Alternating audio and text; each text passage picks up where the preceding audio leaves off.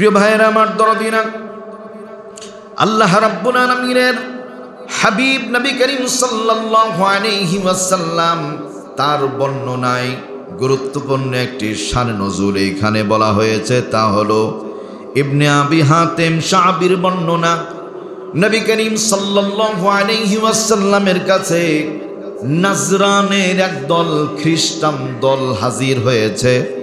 দেশের নাম হলো নাজরান আর ধর্মীয় দলের নাম হলো খ্রিস্টান। যারা গেছে তারা নরমাল লোক না, কোটি কোটি টাকার মানুষ। তারা যেমন মান আছে, যশ আছে, খ্যাতি আছে, পেশি শক্তি আছে, প্রচুর পরিমাণে শক্তি তাদের আছে, ইচ্ছা করলে বহু কিছু করতে পারে।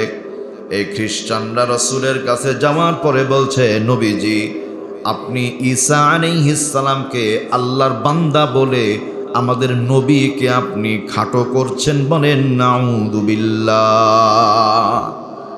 এখানে হলো মায়ের চাইতে মাসির দরদ বেশি, মায়ের চাইতে মাসির দরদ বেশি। আমি বোঝানোর জন্য এর আগে বলেছি, মনে করিয়ে দিচ্ছি, অনেকের মনে নাই। একজন পুরুষ মানুষের দুইজন স্ত্রী, আল্লাহর মেহেরবানি একটা স্ত্রীর সন্তান হয় না, আর একটা বিবাহ করেছে, দ্বিতীয় স্ত্রীর সন্তান হয়ে গেছে। এখন সন্তান হওয়ার পরে আল্লাহর কি মেহেরবানি, প্রথম বিবি যে তারও সন্তান হয়ে গেছে। কিছুদিন পরে আল্লাহর কুদরতের কারিশমা, যেই দ্বিতীয় বিবির সন্তান হয়েছে ওই বিবিটা পৃথিবী ছেড়ে বিদায় হয়ে যায়। স্বামীর স্ত্রী এখন একজন, আর দুইজন স্ত্রী বেচারার নাই। এখন স্বাভাবিকভাবে প্রথম বিবির প্রতি দ্বিতীয় স্ত্রীর সন্তানগুলো এবং প্রথম বিবির সন্তান সব দায়িত্ব তার কাঁধে পড়ে। আমাদের রাজশাহীর ভাষায় আমরা বলি সতার মা বা সৎমা। এই সৎমা নিজের সন্তানটাকে রাস্তায় ধুলোবালির মধ্যে হাঁটায়, আর সতীনের সন্তানটাকে কোলে করে কাঁধে নিয়ে নিয়ে ঘুরে বেড়ায়। মহল্লার মধ্যে ব্যাপক সুনাম ছড়িয়ে পড়ল, জগতে বহু সতীন দেখেছি জল্লাদ, এমন আল্লাহওয়ালা সতীন আমরা কোনোদিন দেখি নাই। যখন ওই মহিলার প্রশংসা হচ্ছে, কিছু কূটনৈতিক ব্রেনালা মহিলা আছে, সাথে সাথে ওর বাড়ি হাজির, বলছে হা হা এতই কপাল ভালো তোমার, বুড়তি বয়সে সন্তান পারলা, গোটা মহল্লায় তোমার সুনাম। কেন? বলছে নিজের সন্তানকে ধুলোবালি কাদা মাটিতে হাঁটাও, আর সতীনের সন্তান বুকে কোলে করে রাখো, ঘাড়ে করে রাখো। তো বলছে যে আল্লাহওয়ালা না কিওয়ালা, শুনো তারপরে বুঝবা। বলছে নিজের সন্তান ধুলোবালিতে হাঁটায়, আমার সন্তান যেন ধুলোবালি মেখেও, আছাড় খেয়ে পড়ে হাত পা ভেঙে হলেও যেন হাঁটা শিখে। সতীনের সন্তানকে কোলে নিয়ে বেড়ায়, জীবনও যেন হাঁটা শিখতে না পারে। তার মানে বোঝা গেল অতিভক্তি চোরের লক্ষণ। মায়ের চাইতে মাসির দরদ বেশি ভালো না। সম্মানিত ভাইয়েরা আমার, আল্লাহ রাব্বুল আলামিনের হাবিব নবীজি সাল্লাল্লাহু আলাইহি ওয়াসাল্লাম মক্কা থেকে মদিনায় যাওয়ার পরে দেখতে পেলেন মাহে মুহররম মাসের 10 মুহররম মানে আশুরার দিনে ইহুদি যারা উপোস থাকে, তারা রোজা রাখে, উপোস থাকে, ওই দিন খায় না, পানাহার করে না, দিনের বেলায় কামাচার করে না, সব বাদ দিয়ে দিয়েছে। রাসূল জিজ্ঞেস করলেন, ভাই ইহুদিরা, আজকের এই দিনে কেন তোমরা রোজা রেখেছো, কেন উপোস আছো? ওরা বলছে আল্লাহ তাআলা এই দিনে বনি ইসরাইল জাতির বাদশাহ, জালেম বাদশাহ ফেরাউনের কবল থেকে আমাদের পয়গম্বর মূসা আলাইহিস সালামকে এবং বনি ইসরাইল জাতিকে আল্লাহ রক্ষা করেছিলেন। আমাদের নবী মূসার সম্মানে আমরা এই দিনে না খেয়ে থাকি, সিয়াম পালন করি, রোজা রাখি। আল্লাহ রাব্বুল আলামিনের রাসূল বললেন, প্রতিটা নবীর সাথে নবীর একটা সম্পর্ক থাকে, মুহাব্বত থাকে, এবং একজন নবী আর একজন নবীর ব্যাপারে খবরগুলো ভালো জানে। এবছর তোমরা একদিন না খেয়ে আছো, আল্লাহ যদি আমি রাসূলকে বাঁচিয়ে রাখেন, সামনে বছর আমার ভাই মূসা আলাইহিস সালামের সম্মানে আমি 2টা রোজা রাখবো। বলেন আলহামদুলিল্লাহ। মানে ওদের তো রোজা রাখার কোনো দাম নাই, কোনো লাভ নাই, কিন্তু আমরা রাখি নিলাম। এই জন্য মুহররমে 2টা রোজা রাখতে হয়। আমি যেটি বোঝানোর জন্য বললাম, এখানে আল্লাহ রাব্বুল আলামিনের হাবিব হযরতে মুসা আলাইহিস সালামের সাথে নিজের সম্পর্কটাকে মজবুত করেছেন, ভালোবাসা দেখিয়েছেন। এখানে নাজরানের খ্রিস্টান দলের মানুষ যারা রসুলের কাছে এসেছে, আসার পরে বলছে আমাদের নবীকে আপনি অসম্মান করছেন, আপনি বলছেন নবী ঈসা নাকি আল্লাহর বান্দা। বলেন নাউযুবিল্লাহ। রাসূলকে বলছে আপনি অসম্মান করছেন, এই কাজটা আপনার ঠিক হচ্ছে না। আল্লাহ রাব্বুল আলামিনের হাবিব নবীজি বিনয়ী নবী, যার ব্যাপারে শরীফ শব্দ উচ্চারণ করা হয়েছে, ইয়া আইয়ুহান নবী, ইয়া আইয়ুহার রাসূল, ইয়া আইয়ুহাল মুজাম্মিল, ইয়া আইয়ুহাল মুদ্দাসির। আল্লাহ পাক দামি দামি নাম আপনার আমার নবীর জন্য বলেছেন। নবী তর্ক করলেন না, নবীজি শুধু এতটুকুই বললেন, আল্লাহ পাক তার বান্দা ঈসা আলাইহিস সালামকে, আমার ভাইকে পৃথিবীতে পাঠিয়েছিলেন, নিঃসন্দেহে তিনি আল্লাহর বান্দা। এই কথা বলার পরে এই নাজরানের খ্রিস্টানরা নবীজির সঙ্গে তর্ক বিতর্ক শুরু করে দিল। আল্লাহ রাব্বুল আলামিন খ্রিস্টানদের তর্কের জবাব দেবার জন্য রাসূলকে বলেন নাই, আল্লাহ নিজে সূরা নিসার 172-73 নম্বর আয়াত নাজিল করলেন। বলেন আলহামদুলিল্লাহ। সমস্যা জমিনে, আর ফায়সালা কোথায়? আল্লাহ পাকের কাছে। সুবহানাল্লাহ।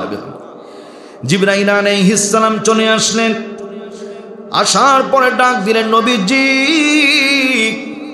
আল্লাহ রাব্বুল আলামিন নাজরানের এই দৌরাত্মা খ্রিস্টানদের ব্যাপারে সব কিছু জানেন, আল্লাহ নিজে অবলোকন করেছেন, দেখেছেন। আপনি আপনার জবান দিয়ে জবাব দিবেন, তবে আপনার কথা না, আল্লাহ ওহী নাজিল করে দিয়েছেন, আপনি ওদের শোনায়া দেন। লাইয়াস্তানকিফাল মাসীহু আইয়াকুনা আবদাল লিল্লাহি ওয়ালাল মালাইকাতুল মুকাররাবুন। লাইয়াস্তানকিফাল মাসীহু, কখনোই ঈসা আলাইহিস সালাম আল্লাহ পাকের গোলাম, ইয়াকুনা আবদাল লিল্লাহ, নিজে যে আল্লাহর গোলাম, এ ব্যাপারে তিনি কখনো দ্বিধা করতেন না।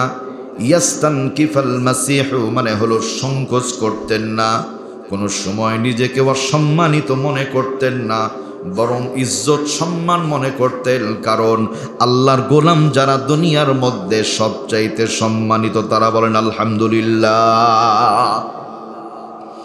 প্রিয় ভাইয়ের আমার, এই আয়াতের তাফসীর করতে গিয়ে ওয়ালাল মালাইকাতুল মুকাররাবুন, আল্লাহ বলছেন ফেরেশতা যারা আল্লাহর অতি নিকটবর্তী, তারাও কিন্তু নিজেদেরকে আল্লাহর গোলামের বাইরে মনে করেন না। ওয়ালাল মালাইকাতুল মুকাররাবুন শব্দের ব্যাখ্যা করতে গিয়ে মুফাসসিরগণ বলেছেন, দুনিয়াতে আল্লাহ যত মানুষ পাঠিয়েছেন, ফেরেশতাদের চাইতেও মানুষের সম্মান আর মর্যাদা আল্লাহর কাছে বেশি। বলেন আলহামদুলিল্লাহ। আপনার আমার মর্যাদা আল্লাহর কাছে অনেক বেশি, এটি আল্লাহ করে দিয়েছেন। ফেরেশতারা আপনার আমার মতো মসজিদ নির্মাণ করে না, আপনার আমার মতো সংসার করে না, ওদের রাজনীতি নাই, ওদের সমাজনীতি নাই, অর্থনীতি নাই, পরিবার নীতি নাই, ওদের একটাই নীতি, শুধু আল্লাহর গোলামি করে। আল্লাহর গোলামির বাইরে ওরা কিছুই করতে পারে না, করার মতো কোনো সুযোগ নাই। প্রিয় ভাইরা আমার, কিন্তু মানুষ, আমার পরিবার আছে, আমাদের দেশ আছে, সমাজ আছে, সংসার আছে, ভাই বন্ধু অনেক কিছু আমাদের আছে, ফেরেশতাদের কিছুই নাই। এজন্য এত কিছু করার পরেও মানুষ যেহেতু আল্লাহর গোলামি করে, এজন্য ফেরেশতাদের চাইতেও মানুষ আল্লাহর দরবারে দামি। বলেন আলহামদুলিল্লাহ। আমরা যে আল্লাহর কাছে দামি, এর আরো প্রমাণ আছে। কোরআনে কারীম প্রথম নম্বর পারার 4 নম্বর পৃষ্ঠার শেষ দিকের আয়াত। আল্লাহ রাব্বুল আলামিন বলছেন, আমি আল্লাহ দুনিয়ার মানুষকে আশরাফুল মাখলুকাত করে বানিয়েছি, মানে সৃষ্টির সেরা। আর সৃষ্টির সেরা যারা, তারা দুনিয়ার কারো কাছে মাথা নত করবে না। বলেন, মাথা নত করবে কার কাছে? আল্লাহর কাছে। এই শব্দের ব্যাখ্যা একটু চিন্তা করলেই হয় যে দেবতার কাছে মাথা নত করা, কোনো মূর্তির কাছে মাথা নত করা, এটা মানুষের জন্য সাজে না। অন্য কেউ করলে আলাদা ব্যাপার, মানুষের জন্য সাজে না। কারণ ওদের চাইতে আল্লাহ আপনাকে আমাকে অনেক দামি বানিয়েছে। আর মানুষের চাইতে দামি যিনি, তার কাছেই মাথা নত করতে পারে, তিনি হলেন আল্লাহ। আল্লাহর কাছে মাথা নত করতে পারে, অন্য কারোর কাছে মাথা নত করতে পারে না। আল্লাহ রাব্বুল আলামিন এই জগতের মধ্যে তাকান, খ্রিস্টান আছে, বৌদ্ধ, নাসারা, ইহুদি। কেউ গাছের পূজা করে, কেউ মাছের পূজা করে, কেউ চাঁদের পূজা করে, কেউ সূর্যের পূজা করে, কেউ সরস্বতীর পূজা করে, কেউ হবলের পূজা করে, কেউ দুর্গার পূজা করে। বিভিন্ন জনের পূজা করে। এটি সম্পূর্ণ অবৈধ, ওরা না জেনেই করে, বুঝে না। কিন্তু মুসলমান যারা, মনে রাখতে হবে, আল্লাহ রব্বুল আলামিন এই মাথা দিয়েছেন, কপাল দিয়েছেন, একমাত্র আল্লাহ ছাড়া দুনিয়ার কারো কাছে মাথা নত হবে না। কেন? আল্লাহ রব্বুল আলামিন বলেন, হুয়াল্লাযী খালাকা লাকুম মা ফিল আরদি জামিআ।